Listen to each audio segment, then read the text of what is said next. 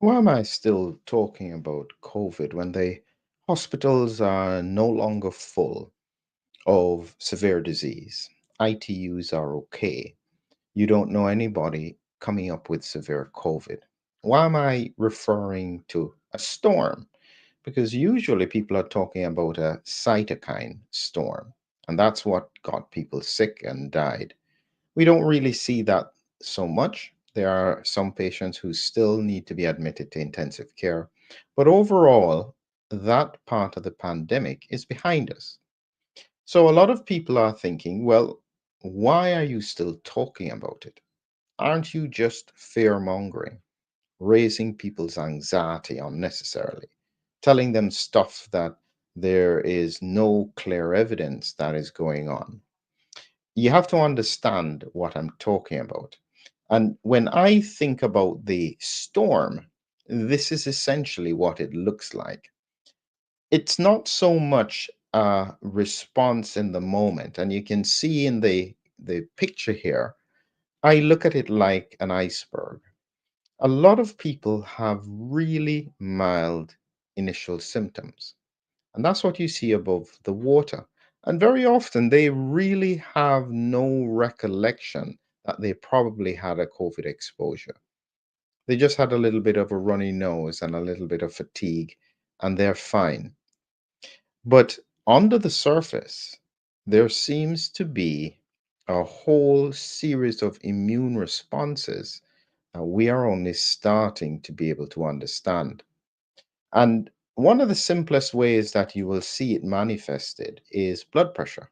And I warn people, if you've had exposure, please monitor your blood pressure for at least 6 weeks after. If you are hypertensive, definitely. If you have risk factors for hypertension, definitely, because it can be so difficult to identify.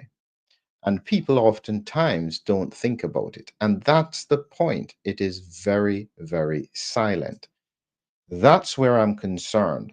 And what I'm thinking about, and I'm trying to be very careful with this, you have to realize when I talk about these things, it sounds as though it's hypothetical. It's not hypothetical. I just can't tell you because of confidentiality. I can just make you aware that things are not quite right. Here is how you will find these kinds of presentations occurring. The storm, as I said, will be mild disease, but subsequent to it, and sometimes it's weeks away, people don't make the connection. The blood pressure, confusion, worsening kidney disease, bowels go off, increased breathing problems that just don't go away.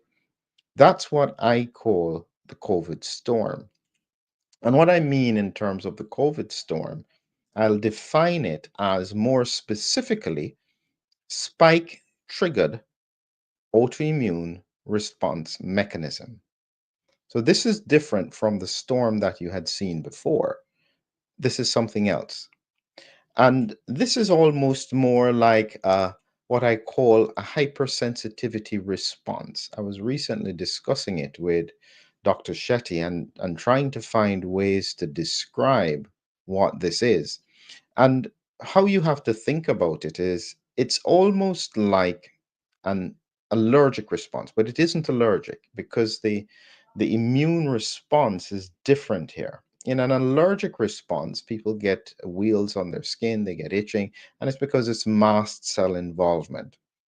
When it's not an allergic response and it's an immune response where you have T cells, antibodies, and so on, that's more like an autoimmune picture.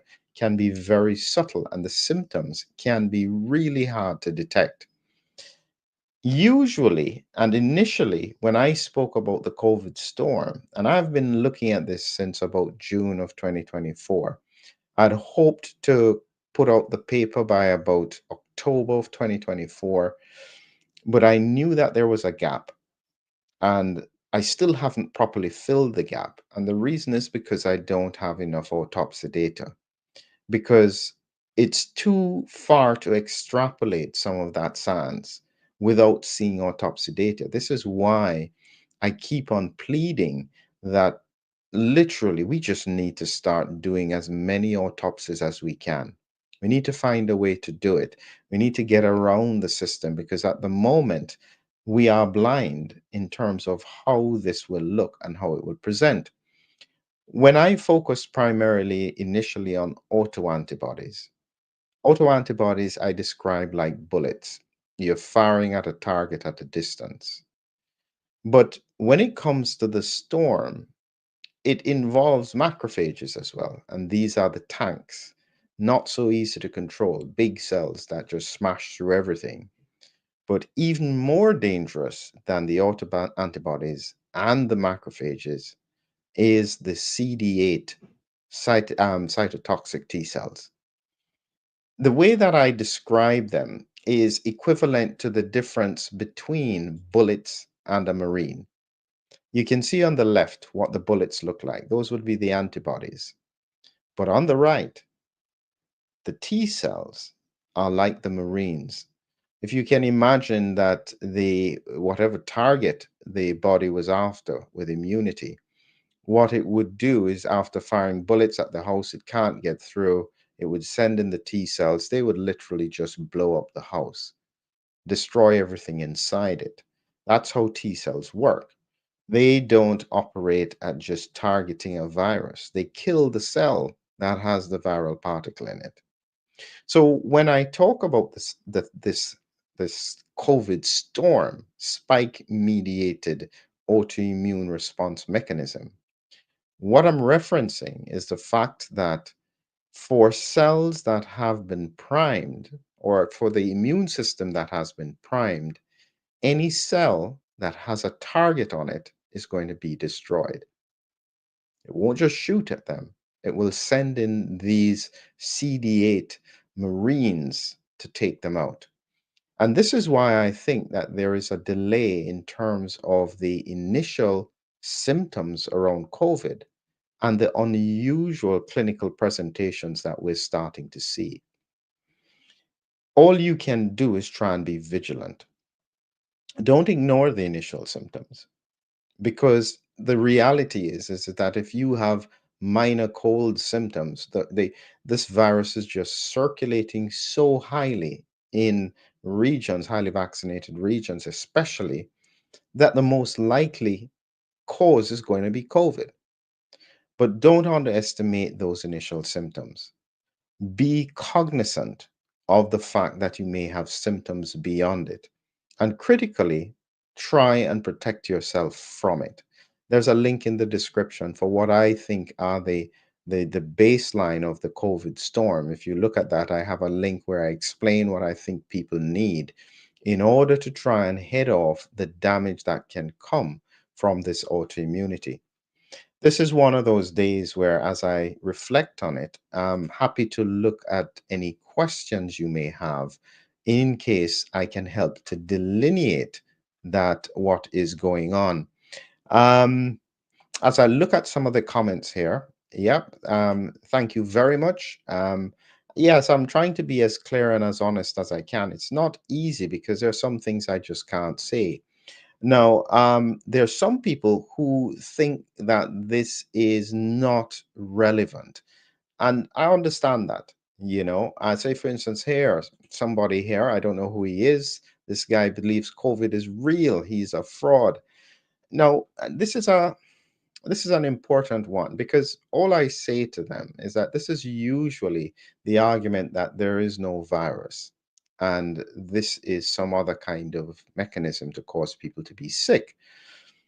Um, no, I'm not one who drifts away from a conspiracy here and there. But the problem that they have when they say that is that they have to give me a plausible explanation for how this disease can make one person sick and another person close to them sick as well. So it's either viruses exist or they don't. And if they don't exist, you have to explain how is it that it's making people unwell. That's a challenge. And as yet, I haven't seen anyone discount that concept of viruses in any logical way. And part of the trouble we have now is that there have been so much negative things around science and the scientific community that almost all of science is being discarded. You have to be very careful not to throw out the baby with the bath water. Here is Gary. Me and my wife keep getting colds and we're not vaxxed. Not sick, just colds. The likelihood is that whilst you oftentimes when you do the tests, if you keep on doing them daily, you'll find some are negative, some are positive. So a negative test doesn't mean it isn't COVID. Common things being common, it's pretty likely that it could be a COVID infection. The important question for you, if you are unvaxxed, is why are you getting recurrent infections? Normally, the immune system can block infection. Not completely, but it would only be a mucosal infection, very mild infection, especially if you have natural immunity. If you are getting recurrent infections, you need to think about whether or not you have interferon autoantibodies. I think I need to put a whole presentation on this because what you're looking for, these are the people who get recurrent viral infections because the interferon response is weak.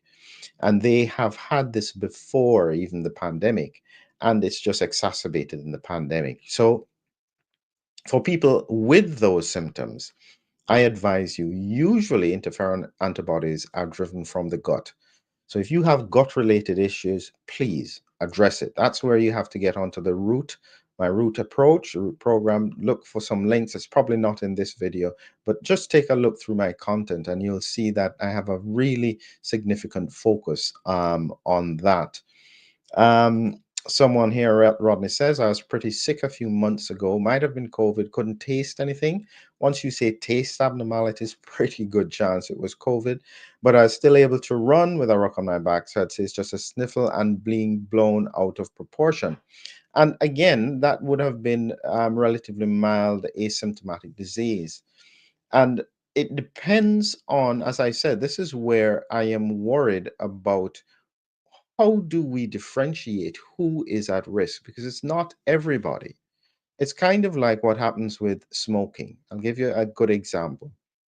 Were you aware that if you think about smokers, there are a whole bunch of smokers who don't seem to have anything wrong with them? They live until they're 80, 85, they're still smoking, don't have any major problems. And people say, well, look at that. They have no problems. Smoking isn't so bad. But then you have another cohort of people who, within a few years of smoking, they get almost every single conceivable disease: heart disease, stroke disease, lung cancer.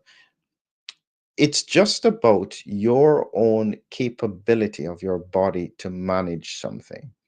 And so, just because your body may appear to be resilient, remember this virus, every time it breaks through your system, it's weakening your immunity. That's a really important point that I don't want people to forget.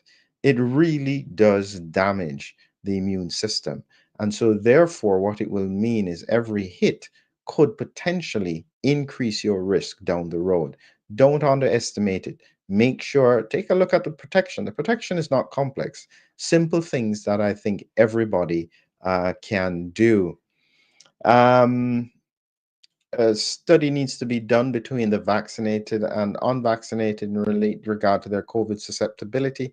I don't even know if there's a study that needs to be done because I think the outcomes are pretty obvious if you just look at people getting unwell. Um, People underestimate natural immunity. It is exceptionally powerful. And I often mention one of the interesting things, I had the paper just recently, is that the mucosal immune system seems to target T cell activation. Remember what I said with regards to bullets and Marines? So when you use the vaccine, it tends to produce primarily an antibody response. It does also do T cells, but they're focused on the spike protein. But as the spike protein keeps on changing, people whose immune system is locked to the spike protein then struggle to be able to handle the variants. What's interesting with natural immunity is that natural immunity doesn't focus as much on the spike protein, but it focuses on a protein, it's what they call an ORF1 protein, that is made after the virus infects a cell.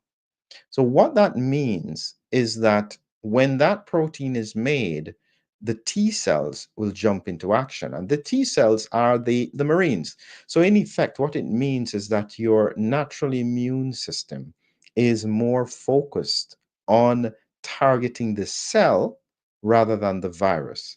So, effectively, it just destroys the cell that's making the virus.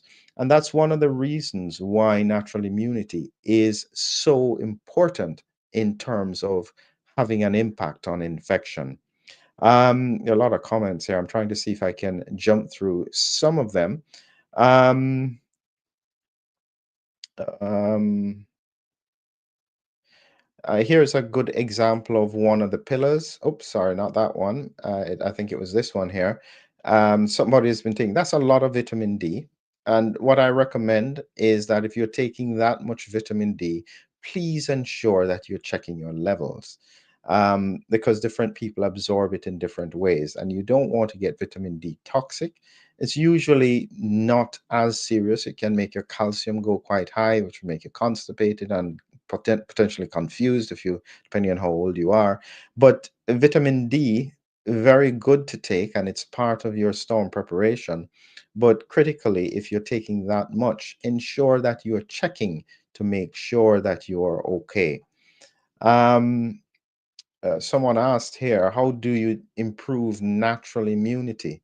It's not about improving natural immunity, it's strengthening your immune system.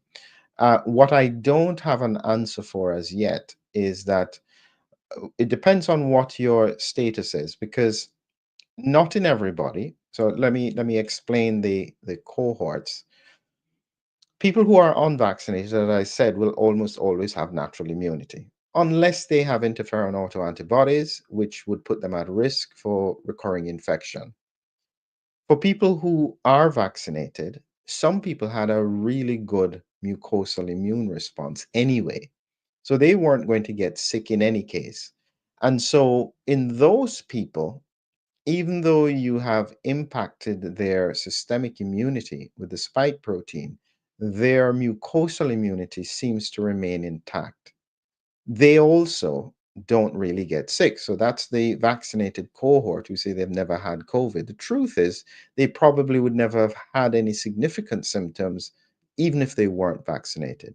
But in the middle are a group of people who seem to have their immunity damaged, where it becomes too focused, and they are struggling then to be able to manage the variants that are occurring.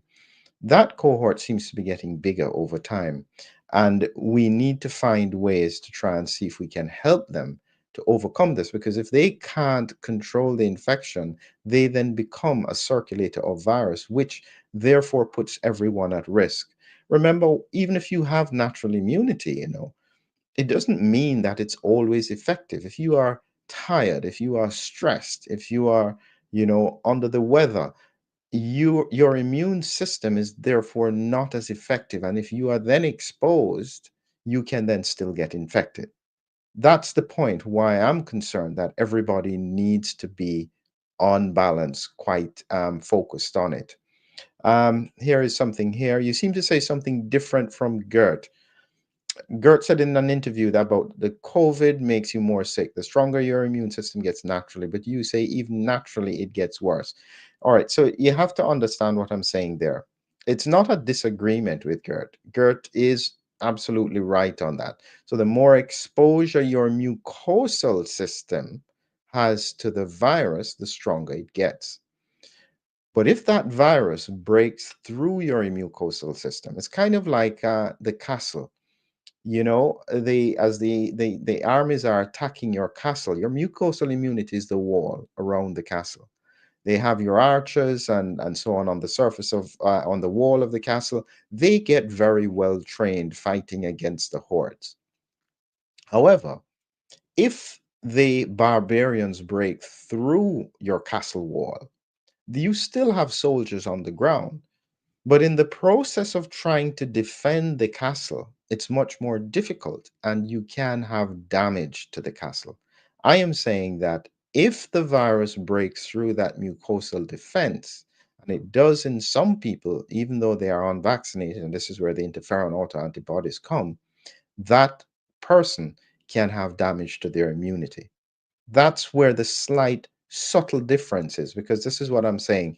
Things are never as straightforward as you may think. It's always a little bit nuanced, that you have to take into consideration. Let me just quickly take a look here if there are any other questions. Oh, this guy is harsh. James, what am I saying that's so wrong? Is it that I'm talking about the virus? I don't mind answering the challenge, and I don't expect everyone to agree with me, So, if you think so, I just sometimes wonder, why are you watching? But the value is still there. Think about the issues and try and use them. Um, this person is suffering MPHV. Not sure what that is at the moment.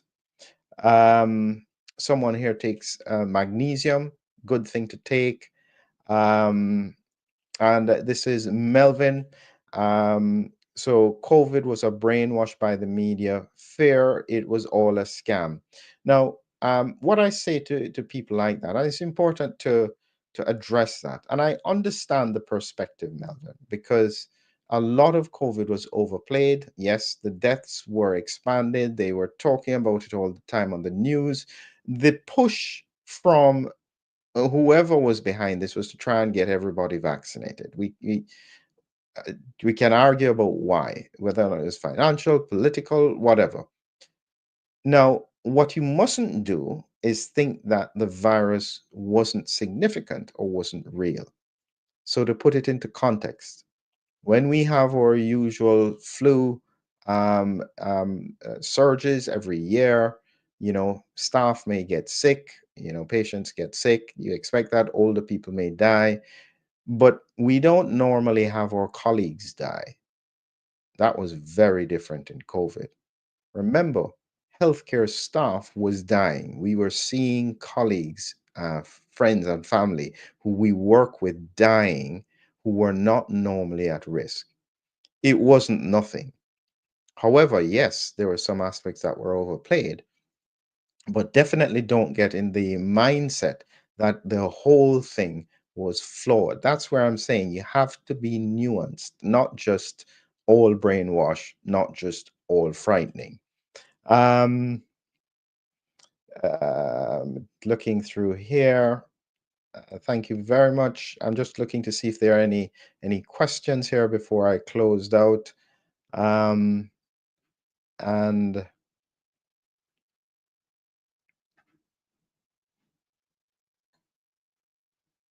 yes, there's some people who are very upset about the concept of the virus here. And I was just going to pick on something here. I thought the virus was a computer sent genome pattern. I thought it had never been truly isolated. I haven't even tried to answer that question. That's the truth. Because I think that the people who ask that are so far along one spectrum that I'm not sure if there's any answer I could give that would bring them more to the center. Here's the thing you must do when you have that kind of thought. So let me break it into pieces. The person is making a point that it could have been computer, I guess, generated. Now, I don't necessarily disagree with that, and that's where the concept of the lab leak came from, is that it wasn't necessarily natural. The fact of it being isolated. Now, because I have seen some of the studies where they have infected mucosal epithelial cells to demonstrate how the virus works and what it does to the cilia and so on, for me, that's enough evidence that there is something there. It is getting into cells, it's changing the way they operate, and it's spreading to other cells. If you have a better explanation other than a virus, wonderful. But for me, it looks like a virus. In medicine, we're really simple. If it looks like a duck, quacks like a duck, it's probably going to be a duck. Every once in a while, it may be a swan, but most times it is a duck. So, thank you all very much for joining me, and I appreciate the conversation. As usual, I don't mind asking questions, answering questions.